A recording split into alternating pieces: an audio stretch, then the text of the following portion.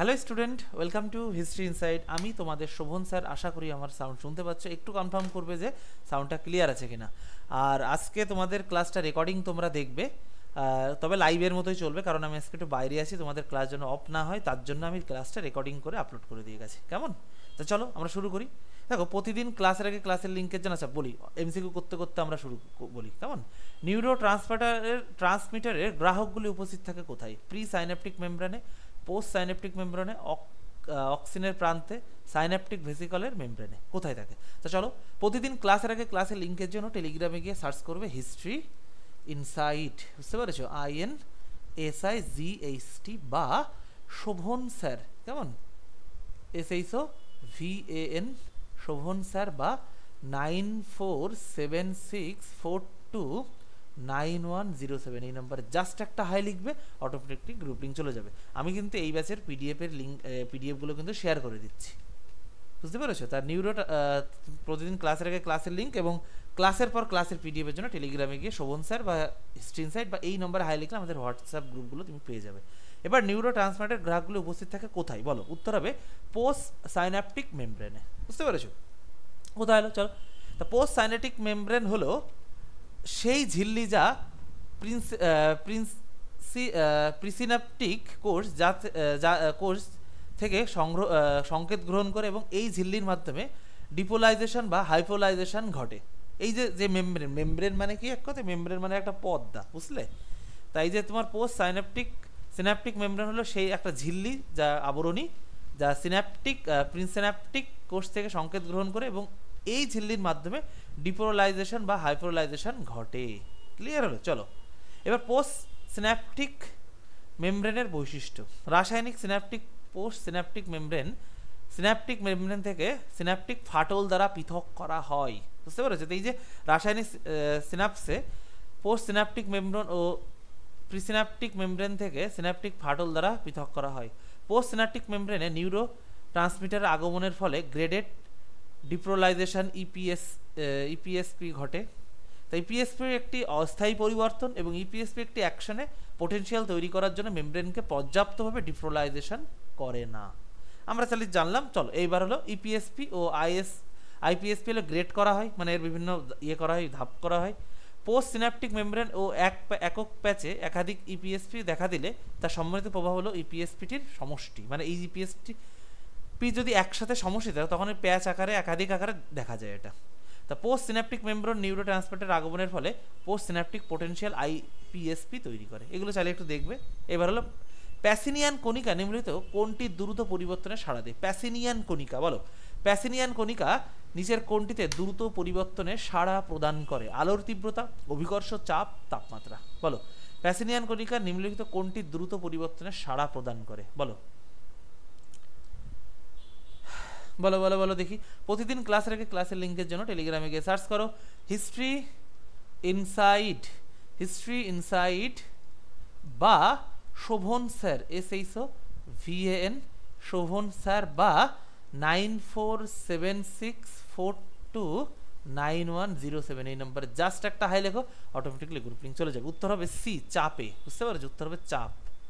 তো চলো, প্যাসিনিয়ান কণিকা সম্পর্কে একটু দেখে নিই। দেখো, প্যাসিনিয়ান কণিকা হলো বা কার্পাসকল হলো ত্বকে পাওয়ার রিসেপ্টার কি? ধরো তোমার হাতে কেউ চিমটি কাটলো, তুমি বুঝতে পারছো কি করে? তোমার এখানে রিসেপ্টার আছে, এই চিমটির যে ব্যথাটা সেইটা তোমার এখান থেকে গ্রহণ করে নিউরোনেফ্রনের মাধ্যমে তোমার কেন্দ্রীয় স্নায়ুতন্ত্রে পাঠালো। সেটা তোমাকে সাড়া দিল যে তোমার ওখানে কেউ একটা চিমটি কেটেছে, তার ফলে তোমার ওখানে পেন হচ্ছে, তাই তো? তা এই যে প্যাসিনিয়ান কণিকা বা কার্পাসকল হলো ত্বকে অবস্থিত রিসেপ্টার যা চাপের অনুভূতি দেয় এবং এটি মেকানো রিসেপ্টার পরিবারের অন্তর্গত, মানে এর সমগোত্রীয়। চলো, প্যাসিনিয়ান কণিকার বৈশিষ্ট্য। প্যাসিনিয়ান কণিকাগুলো হয় মূলত ডিম্বকার বা গোলাকার বা অনিয়তাকার কুণ্ডলিকে, মানে পাখি থাকে এবং এগুলোকে মেইসনারের কণিকা, মার্কেল কোষ ও রিফিনির কার্পাসেলের চেয়ে বড় হয়। এগুলোর দৈর্ঘ্য 20 মিলিমিটার পর্যন্ত পরিমাপ করতে পারে এবং প্রায় 1 মিলিমিটার ব্যাস হতে পারে। বড়গুলো যে কোষগুলো থাকে সেগুলোকে চোখে দেখা যায় এবং এগুলো কম্পন অনুভব করে এবং সূক্ষ্ম গঠন শনাক্ত করে, বুঝতে পারছি? এগুলো কম্পন অনুভব করে এবং সূক্ষ্ম গঠন করে। প্যাসিনিয়ান কণিকার কাজ। প্যাসিনিয়ান কার্পাসেলগুলি যান্ত্রিক চাপকে পটেনশিয়ালে রূপান্তরিত করে সক্রিয়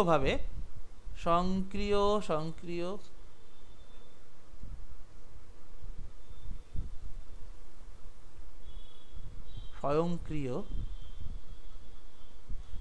চাপকে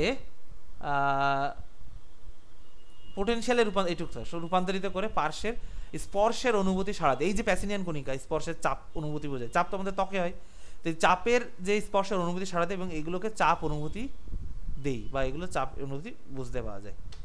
এবার সুষুম্নাকাণ্ডের অঙ্কীয় শৃঙ্খ বিন্যস্ত হলে নিচের কোনটি বাধাপ্রাপ্ত হয়, মানে তোমার সুষুম্নাকাণ্ডের যদি তোমার অঙ্কীয় বিনষ্ট যদি হয় তাহলে কোনটা হয় তোমার বিনষ্ট হয় বলো।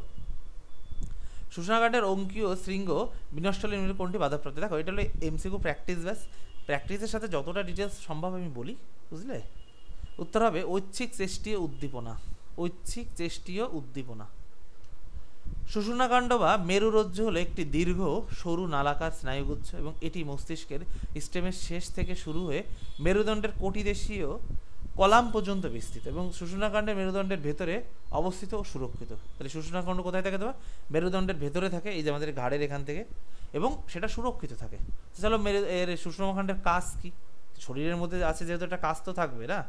মস্তিষ্ক প্রান্তীয় স্নায়ুতন্ত্রের সঙ্গে স্নায়ুবিক ইনপুটের কাজ করে, বুঝলে। এই মস্তিষ্ক প্রান্তীয় স্নায়ুতন্ত্রের কাছে ও প্রান্তীয় স্নায়ুতন্ত্রের সাথে ইনপুটের কাজ করে এবং মস্তিষ্কের দেহের অন্যান্য স্নায়ুর সাথে সংযোগ রক্ষা করে। এই সুষুম্নাকাণ্ড চিন্তা করা, তথ্য সরবরাহ করা, মানে তুমি কোনো একটা বিষয় নিয়ে ভাবছো সেইটা। সুষুম্নাকাণ্ডের গঠন। সুষুম্নাকাণ্ড স্নায়ুবিক কলা দ্বারা গঠিত, বুঝতে পেরেছ?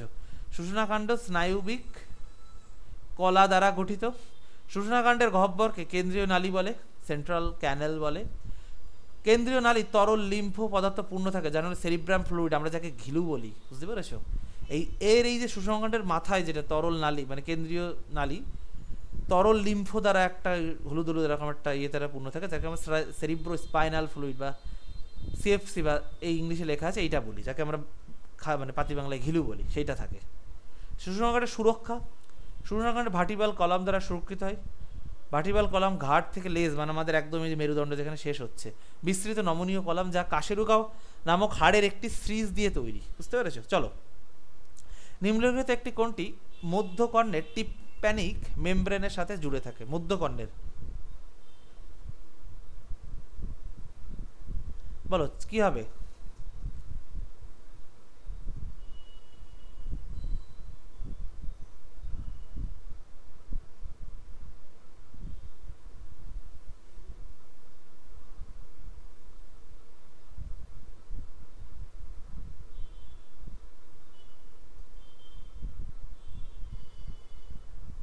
চারের কি হবে? মেলিয়াস, বুঝলে।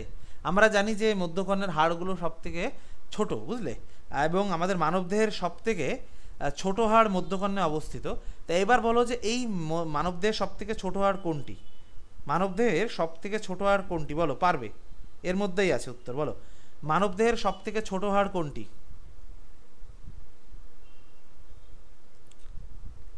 এর মধ্যে আছে, বলো। মধ্যকর্ণে, মধ্যকর্ণের যে তিনটে হাড় থাকে, মেলিয়াস, ইনকাস, স্টেপিস, এই তিনটেই তোমার হলো ছোট।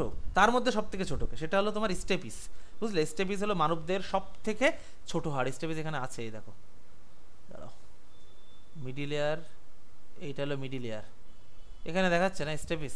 আচ্ছা, স্টেপিস হলো মানবদেহের, স্টেপিস হলো মানবদেহের সব থেকে ছোট হাড়, সব থেকে ছোট হাড়, বুঝতে পেরেছো? চলো, মধ্যখানে তিনটি ছোট হাড়, তার মধ্যে মেলিয়াস সবচেয়ে বাইরের এবং বৃহত্তম, মানে এই তিনটের মধ্যে সব থেকে বৃহত্তম, এবং সাধারণ প্রাপ্তবয়স্কের মধ্যে দৈর্ঘ্য হলো 8 মিলিমিটার পর্যন্ত হয়। এটিকে আনুষ্ঠানিকভাবে হ্যামার বলা হয়, মানে হাতুড়ি, মানে যে পর্দাটা আছে না, মানে শুরুতে ওটাকে আঘাত করে, কারণ এটি হাতুড়ি আকৃতির, অসিকাল ও কানের সাথে সংযুক্ত ছোট হাড়, বুঝতে পেরেছো? অসিকাল বা কানের সাথে সংযুক্ত ছোট হাড় এটা, বুঝতে পেরেছো? চলো, এবার কি স্তন্যপায়ী প্রাণীদের চোখে ফোবিয়া নামক এক বিন্দু উপস্থিত। এই যেখানে কি হয়, মানে এই ফোবিয়ার কাজ কি? যেটা হলো তোমার স্তন্যপায়ী প্রাণীদের চোখে থাকে, আমাদেরও চোখে আছে, এর কাজ কি বলো? আর প্রতিদিন ক্লাস রেখে ক্লাসের লিঙ্কের জন্য টেলিগ্রামে গিয়ে সার্চ করবে, একটাই নাম, হিস্ট্রি ইনসাইট, INSIGHT, বা Shovan sir, SHOVN, Shovan sir, বা 9476429107, কেমন? চলো।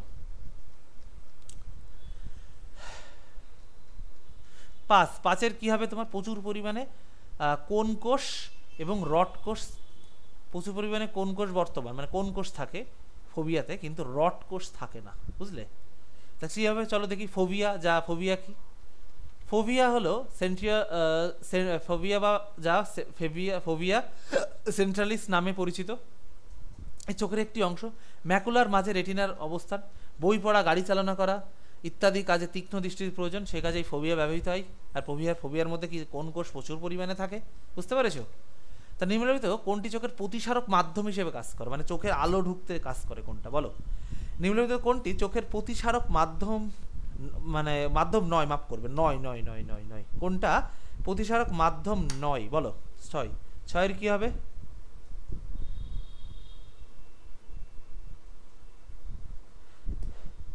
চোখের কোনটি প্রতিসারক মাধ্যম নয় বলো? চোখের কোনটি প্রতিসারক মাধ্যম নয়?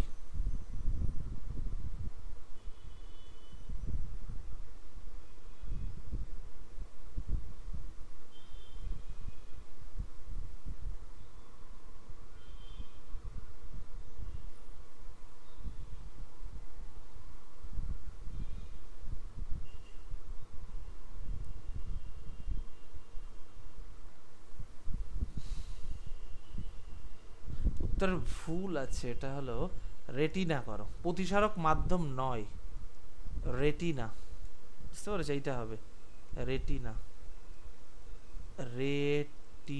বুঝতে পেরেছো? চলো 7, চোখের কর্নিকার মাঝে তারারন্ধ্র বলে, এটি চোখের প্রবেশ করা আলোর পরিমাণ নিয়ন্ত্রণ করে। তাহলে প্রতিসারক মাধ্যম আলোর রেটিনার মধ্যে ঢোকে না, কিন্তু তারারন্ধ্র কি করে? চোখের আলোর পরিমাণ নিয়ন্ত্রণ করে। চলো তারারন্ধ্রের বৈশিষ্ট্য সময়টি দেখি। প্রথমে দেখো, যদি বলতো যে প্রতিসারক মাধ্যম কোনটা, তাহলে তারারন্ধ্র হতো। আর যদি তারারন্ধ্র বলছে, সেটা হলো তোমার হচ্ছে তারারন্ধ্রের বৈশিষ্ট্য ছানিমুক্ত চোখে তারারন্ধ্র কালচে দেখায়,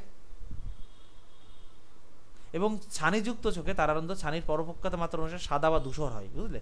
আমাদের যে চোখ দেখবে, আমাদের চোখের যে তারা কালচে হয়, কিন্তু যে ছানি পড়ে দেখবে সাদা ফ্যাকসা হয়ে গেছে। ছানিযুক্ত চোখে তারারন্ধ্র ছানির পরিপক্কতা মাত্রা অনুসারে ধূসর ও সাদা দেখায়। তারারন্ধ্রের আকার নিয়ন্ত্রণ করতে কর্নিকা সংকুচিত ও শিথিল হয়। চোখে আলোক রশ্মি প্রবেশ করে তারারন্ধ্র দিয়ে, আর প্রবেশ করে নয় বললেছে, তাহলে তোমার হচ্ছে রেটিনা। কোশ্চেনটা একটু ভুল আছে। চোখে আলো শনাক্ত করে, এটিকে নিউরন ও ইলেকট্রোকেমিক্যাল ইম্পালশনে রূপান্তরিত করে। চোখ হলো ভিজুয়াল সিস্টেম অঙ্গ, এবং চোখ দিয়ে জীবন্ত প্রাণী দৃষ্টি ভিজুয়ালি বিশদ গ্রহণ ও প্রক্রিয়া করতে পারে। চলো, গুরু মস্তিষ্কের কোন অংশের বক্তব্যের অন্তর্নিহিত অর্থ উদ্ঘাটনের জন্য দায়ী? ধরো কোনো আমি একটা বক্তব্য শুনলাম, সেটা অন্তর্নিহিত অর্থ মানে বিচার বিশ্লেষণ করে সেটা কিসের জন্য দায়ী বলো? সেটা কিসের জন্য দায়ী? গুরু মস্তিষ্কের কোন অংশটা দায়ী বলো? গুরু মস্তিষ্কের কোন অংশটা দায়ী বলো? 7 বি, ওয়েরনিকের অঞ্চল, বুঝলে?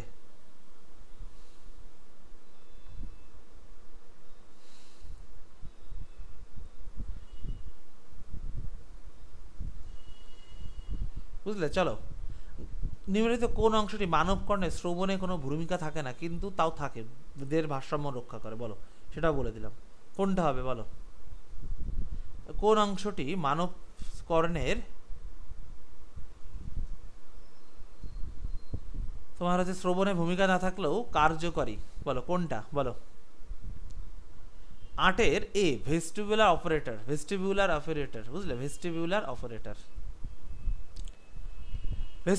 অপারেটরস বা ভেস্টিবুলার সিস্টেম হলো ভারসাম্য বজায় রাখার জন্য ভিতরে অবস্থিত, কানে অবস্থিত সংবেদনশীল অঙ্গ, যন্ত্রপাতি হয়ে গেছে সংবেদনশীল অঙ্গ বা অর্গান।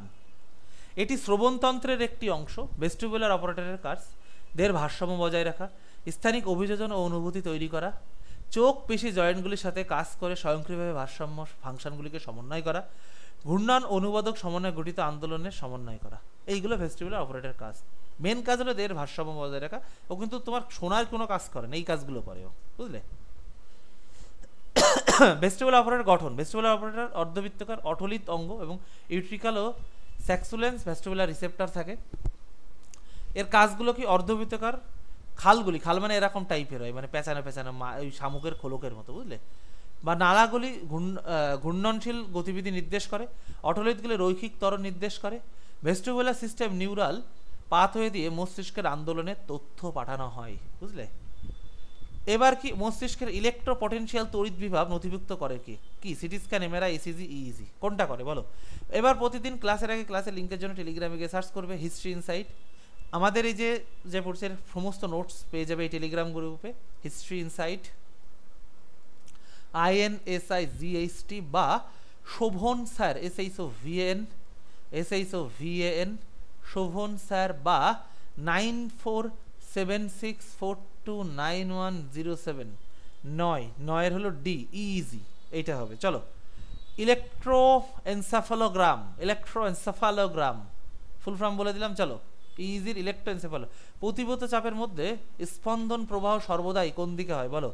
প্রতিবর্ত চাপের মধ্যে স্পন্দ প্রবাহ সর্বদা কোন দিকে হয় বলো? প্রতিবর্ত চাপের মধ্যে স্পন্দন প্রবাহ সর্বদা কোন দিকে হয় বলো? একমুখী, দ্বিমুখী, বহুমুখী, উভমুখী বলো? প্রতিবর্ত চাপের মধ্যে স্পন্দ প্রবাহ সর্বদা কোন দিকে হয় বলো? 10 একমুখী হয়। বুঝলে? একমুখী। চলো, এটি একটি প্রতিবর্ত চাপ হলো প্রতিবর্ত ক্রিয়া সম্পাদনকারী একটি নিউরাল ক্রিয়াপথ। এটি মেরুদণ্ডের ক্ষেত্রে, প্রাণীদের ক্ষেত্রে সরাসরি মস্তিষ্কে যাওয়ার পরিবর্তে তোমার সুষুম্নাকাণ্ডের স্নায়ু সন্নিধি নিউরনে যায় এবং এটি মস্তিষ্কের মাধ্যমে সংকেত আসার অপেক্ষায় দেরি না করে দ্রুত প্রতিবর্ত ক্রিয়া সম্পাদনে সাহায্য করে। বুঝতে পেরেছ? চলো, হৃদস্পন্দন শাসন কার্যে অন্ত্রের পেরিস্টালিসিস চলন নিম্নলিখিত যার দ্বারা নিয়ন্ত্রিত হয় তা হলো। হৃদস্পন্দন ও শ্বাসকার্য অন্ত্রের পেরিস্টালাইসিস চলন নিম্নলিখিত যার দ্বারা নিয়ন্ত্রিত হয়। উত্তর হবে কি? Medulla oblongata. বুঝতে পেরেছো? Medulla oblongata. চলো, মেডুলা অবলাঙ্গাটা বা মেডুলা হলো মস্তিষ্কের ব্রেন স্টেমের একটি অংশ। এটি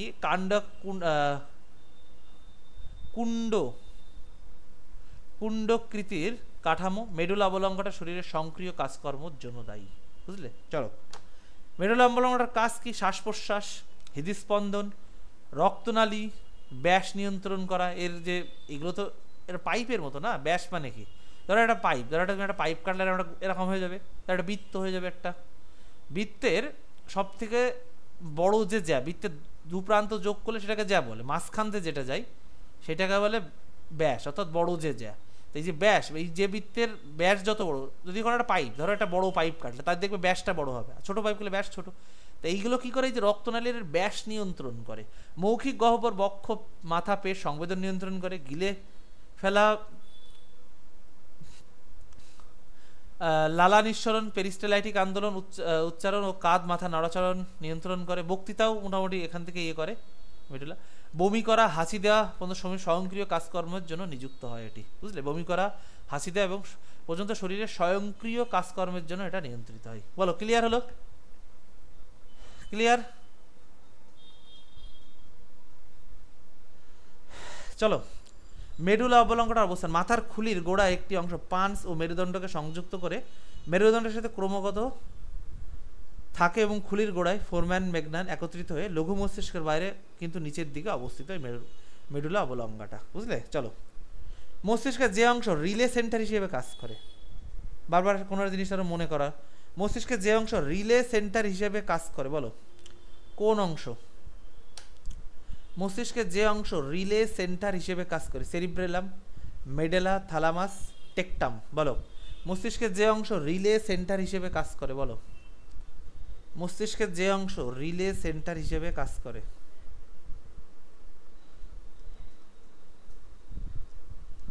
মস্তিষ্কের যে অংশ রিলে সেন্টার হিসেবে কাজ করে 12 কি হবে? C, thalamus. তো চলো থ্যালামাসটা একটু দেখি আমরা। এই যে থ্যালামাস ঠিক এখানটাতে থাকে, দেখতে পাচ্ছ? তা থ্যালামাস হলো মস্তিষ্কের মাঝখানে অবস্থিত একটা ডিম্বকার কাঠামো। দেখো, ডিমের মতো লাগছে। এটি মস্তিষ্কের অগ্রমস্তিষ্কের অংশ। থ্যালামাসের কাজ হলো শরীরের থেকে মস্তিষ্কে আগত মোটর এবং সংবেদনশীল তথ্যকে রিলে স্টেশনে হিসেবে কাজ করা। বুঝতে পেরেছো? চলো, থ্যালামাসের বৈশিষ্ট্য, থ্যালামাসের ডিম্বাকৃতির কাঠামো, এটি মস্তিষ্কের মাঝখানে অবস্থিত, মস্তিষ্কের কেন্দ্রের কাছে অবস্থিত, সেরিব্রাল কোটেক্স ও গুরু মস্তিষ্কের মধ্যে অবস্থিত, ধূসর পদার্থের একটি জোড়াযুক্ত গঠন, মস্তিষ্কের তৃতীয় ভেন্ট্রিকলের বেশিরভাগ পাশের দেয়াল এটা গঠন করে, বুঝলে। থ্যালামাসের কাজ শরীর থেকে মস্তিষ্কে আগত মোটর ও সংবেদনশীল তথ্যকে রিলে সেন্টার হিসেবে কাজ করে। শরীর থেকে মস্তিষ্কে আগত মোটর ও সংবেদনশীল রিলে সেন্টার হিসেবে কাজ করে। এটি সেরিব্রাল কোটেক্সের মোটর ও সংবেদনশীল সংকেত প্রেরণ করে। এটি অনুভূতি, আন্দোলন, উদ্দেশ্য প্রসূত আচরণ এবং সচেতনতামূলক ক্ষেত্রে গুরুত্বপূর্ণ ভূমিকা পালন করে। বুঝতে পেরেছ? চলো, সমবেদী স্নায়ু যে স্নায়ুতন্ত্রের অন্তর্গত, বলো। সমবেদী স্নায়ু স্বয়ংক্রিয়, কেন্দ্রীয়, প্রান্তীয়, দন্তনায় তয়হস্যি অন্তস্থ, প্রান্তীয়, সোমাটিক। সমবেদী স্নায়ু যে স্নায়ুতন্ত্রের অন্তর্গত, বলো। সমবেদী স্নায়ু যে স্নায়ুতন্ত্রের অন্তর্গত, বলো। সমবেদী স্নায়ু যে স্নায়ুতন্ত্রের অন্তর্গত, বলো বলো বলো। সমবেদী স্নায়ু যে স্নায়ুতন্ত্রের অন্তর্গত, বলো। কোনটা হবে? কোন স্নায়ুতন্ত্রের অন্তর্গত হবে? 13 হলো তোমার হচ্ছে এ, স্বয়ংক্রিয় স্নায়ুতন্ত্রের অন্তর্গত। চলো, মানুষের চোখে কোন অংশটি প্রতিসারক সর্বাপেক্ষা বেশি? প্রতিসারক সর্বাপেক্ষা বেশি, বলো। মানুষের চোখের কোন অংশটির প্রতিসারক? প্রতিদিন ক্লাসের ক্লাসে লিঙ্কের জন্য টেলিগ্রামে গিয়ে সার্চ করো হিস্ট্রি ইনসাইট INSIGHT বা Shovan sir SHOVAN Shovan sir বা 9476429107 এই নম্বরে জাস্ট একটা হাই লিখে দাও, অটোমেটিকলি তোমার কাছে গ্রুপ লিঙ্ক চলে আসবে, কেমন? চলে যাবে আর কি। চলো, 14 কি হবে? D, cornea. সব থেকে বেশি, সর্বাপেক্ষা বেশি প্রতিসারাঙ্ক হয় কর্নিয়াতে, বুঝলে। এই যে কর্নিয়া দেখতে পাচ্ছ, এই যে এখানে কর্নিয়া। চলো, মানুষের সুষুম্না স্নায়ুর সংখ্যা হলো 12 জোড়া, 31 জোড়া, আবার 31 জোড়া, যেটা ধরো 30 জোড়া করো। আচ্ছা, টি হবে, একটা টি হবে, বলো। 12 জোড়া, 31 জোড়া, না 31টি না 12টি, কোনটা হবে বলো? 15 কোনটা হবে বলো? কোনটা হবে বলো বলো বলো বলো, দেখি কে আগে উত্তর দিতে পারে। মানুষের শরীরে স্নায়ুর সুষুম্না স্নায়ুর সংখ্যা হলো, বলো। মানুষের শরীরে সুষুম্না স্নায়ুর সংখ্যা হলো, বলো বলো বলো বলো।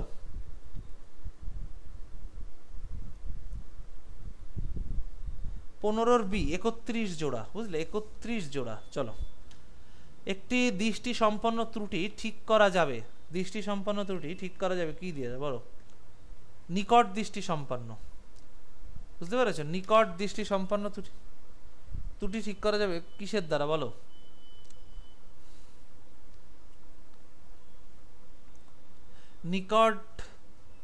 নিকট দৃষ্টি সম্পন্ন ত্রুটি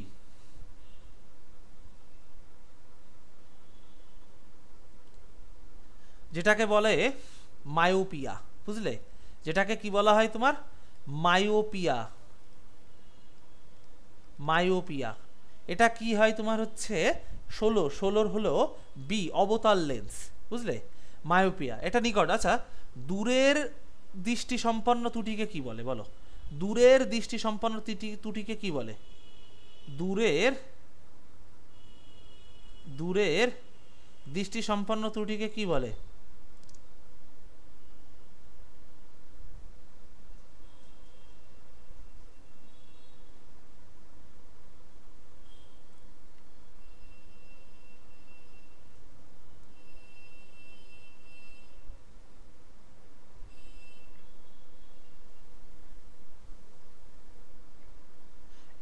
উত্তর হবে দূরের দৃষ্টি সম্পন্ন ত্রুটিকে বলে হাইপারমেট্রোপিয়া।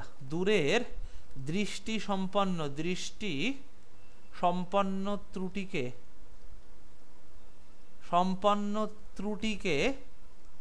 ত্রুটিকে বলা হয় হাইপারমেট্রোপিয়া। হাইপারমেট্রোপিয়া, বুঝতে পেরেছো? হাইপারমেট্রোপিয়া, খুব ভালো কথা। এটা কি ব্যবহারে ঠিক হয় তোমার জানো তো? উত্তল লেন্স। এই মায়োপিয়া ঠিক হয় অবতল লেন্সে, আর এটা হয় উত্তল লেন্স ব্যবহারে, বুঝতে পেরেছো? উত্তল লেন্স ব্যবহারে ঠিক হয়। চলো 17, এই যে উত্তল লেন্স, অবতল লেন্স। অবতল লেন্সগুলো, উত্তল লেন্স এই টাইপের হয়, আর অবতল লেন্সগুলো এত চামচের কি হয়? এক পাশে পিঠ, চামচ নিয়ে এর সাথে তুলনা করবে, দেখবে বুঝতে পারবে। কেমন? চলো পরেরটা দেখি। চলো চলো চলো চলো পরেরটা দেখি। চলো, স্নায়ুকোষ সৃষ্টি হয় কোন এমব্রায়োনিক স্তর থেকে? বলো, স্নায়ুকোষ সৃষ্টি হয় কোন এমব্রায়োনিক স্তর থেকে? বলো 17 কি হবে? বলো, উত্তর হবে একটোডাম। একটোডাম। চলো, পার্কিনসন রোগ নিম্নলিখিত কোন অঙ্গের স্নায়ুকোষের ক্ষয় দেখে চিহ্নিত করা হয়? পার্কিনসন রোগ নিম্নলিখিত কোন অঙ্গের স্নায়ুর পার্কিনসন রোগ পার্কিনসন রোগ পার্কিনসন রোগ নিম্নলিখিত কোন অঙ্গের স্নায়ু অংশের ক্ষয় দেখে চিহ্নিত করা হয়?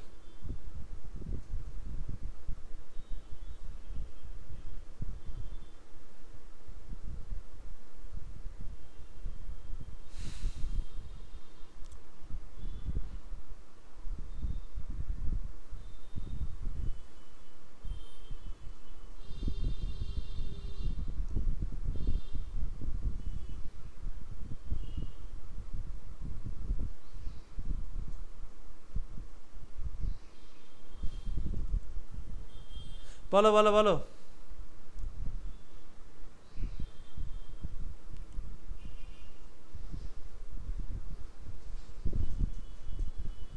উত্তর হবে 18 বি, সাবস্টাইলিস নায়গ্রা। এর ক্ষয় মানে ক্ষয় যদি হয় তাহলে হয়। মূলত দেখো, পার্কিনসন রোগ তখনই ঘটে, মানে তোমার হচ্ছে এইটা কি জানো, নায়গ্রা এটা একটা রাসায়নিক পদার্থ। অর্থাৎ পার্কিনসন রোগ তখনই ঘটে যখন মস্তিষ্কের স্নায়ু কোষগুলি ডেপনিক নামক একটি রাসায়নিক পদার্থ পর্যাপ্ত তৈরি করতে পারে না। তার ফলে কি হয়? এর ক্ষয় হয়। বুঝতে পেরেছ? এবং সাধারণত কিছু লক্ষণ দেখা যায়, যেরকম তোমার কাঁপুনি, পেশি শক্ত হয়ে যাওয়া, আড়ষ্ট হয়ে যাওয়া, নাড়াচাড়া করতে না পারা, এইগুলো। তবে আরও অনেক কিছু লক্ষণ রয়েছে। তবে এটা মূলত 65 বছরের কাছাকাছি যাদের, তাদের হয় এই রোগটা, যাদের বয়স মানে বৃদ্ধকালে হয়। তবে 45 বছরের কাছাকাছি কিছু লোকেরও, মানে কিছু মানুষের মধ্যেও এই রোগ দেখা গেছে। ওষুধ, অস্ত্রোপচার এবং জীবনযাত্রার পরিবর্তনের মাধ্যমে এই রোগ তোমার কিওর করা সম্ভব। চলো, এবার কি মস্তিষ্কের অক্সিপিটাল অংশকে জেগে উঠে উদ্দীপ্ত করলে যে, আচ্ছা অক্সিপিটাল অংশ, আচ্ছা এই কোশ্চেনটা মস্তিষ্কের অক্সিপিটাল অংশকে জেগে উঠে উদ্দীপ্ত করলে যে সংবেদন হয়, বা যে সংবেদন হয়, কি সংবেদন হয় মানে কি দেখতে পারে? বলো। 19 এ দৃষ্টি। বুঝতে পেরেছো? চলো, সম্পূর্ণ নষ্ট হয়ে যাওয়া স্মৃতিকে কি বলা হয়? সম্পূর্ণ নষ্ট হয়ে যাওয়া স্মৃতিকে কি বলা হয়? বলো। প্রতিদিন ক্লাসের আগে ক্লাসের লিঙ্কের জন্য টেলিগ্রামে গিয়ে সার্চ করো হিস্ট্রি ইনসাইট INSIGHT, বা Shovan sir SHOVAN, Shovan sir, বা 9476429107। বি, স্মৃতি ক্ষয় হয়। বুঝতে পেরেছো? চলো, নিচের কোনটি সত্য? নিচের কোনটি সত্য? বলো, নিচের কোনটি? প্রায় সকল জীবের বংশগত ধারক ডিএনএ, প্রায় সকল ভাইরাস ও ব্যাকটেরিয়ার বংশগত পদার্থ হলো আরএনএ, সকল ভাইরাসের বংশগত পদার্থ হলো ডিএনএ, সকল ভাইরাসের বংশগত হলো আরএনএ। বলো কোনটা? 21 হলো, বলো বলো বলো কোনটা হবে? বলো কোনটা হবে? বলো। উত্তর হবে ডিএনএ। আচ্ছা, ডিএনএ এর ফুল ফর্ম কি? Deoxy ribo nucleic acid. RNA ribo nucleic acid. কেমন মনে থাকবে? চলো পরেরটা দেখি। আচ্ছা, পার্কিনসন রোগের চিকিৎসা ক্ষেত্রে পথপ্রদর্শকের অবদানের জন্য কে নোবেল পুরস্কার পেয়েছে? আমি যে পার্কিনসন রোগ সম্পর্কে বললাম, এর মানে এই রোগের চিকিৎসার জন্য কে নোবেল পুরস্কার পান? আভিদ কালসন, ওয়ালটন কোল, রবার্ট লাউসিলিন ও করিদ মুরাদ। উত্তর হবে কভিদ কালসন। চলো, আচ্ছা কোন শরীরের কোন গ্রন্থিটি শরীরের তাপমাত্রা নিয়ন্ত্রণে সহায়তা করে? বলো, শরীরের কোন গ্রন্থিটি শরীরের তাপমাত্রা নিয়ন্ত্রণে সাহায্য করে? উত্তর হবে ডি, হাইপোথ্যালামাস। হাইপোথ্যালামাস। বুঝতে পেরেছো? হাইপোথ্যালামাস। চলো, আর হাইপোথ্যালামাস কি মস্তিষ্কের একটি গুরুত্বপূর্ণ অংশ। এটি মস্তিষ্কের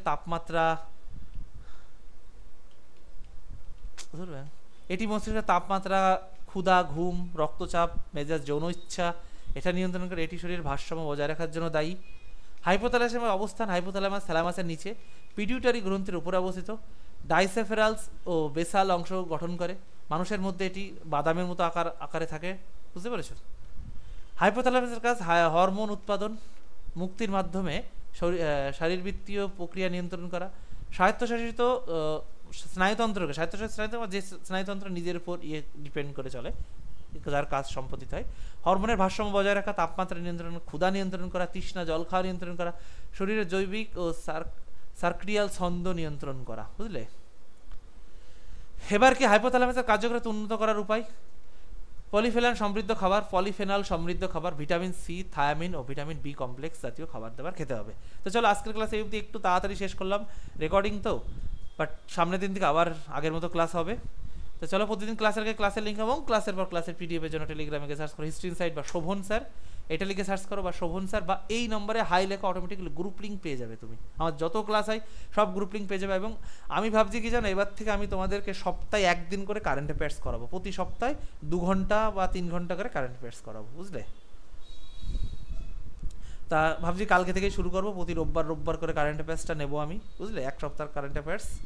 তো চলো আজকের ক্লাস শেষ করি। আর তোমরা যদি কেউ আমাদের পেইড ব্যাচে অ্যাডমিশন নিতে চাও, পেইড ব্যাচ খুব ডিটেলসে হয়, তাহলে এই নম্বরে কন্ট্যাক্ট করো। আর চ্যানেলটা সাবস্ক্রাইব করে রাখো, এবং কেমন লাগলো ক্লাসটা সেটাও কিন্তু কমেন্টে জানাও। তাহলে আজকের ক্লাস বন্ধুরা অবধি, আবার নতুন ক্লাসে দেখা হবে। টাটা, সবাই ভালো থেকো, গুড নাইট।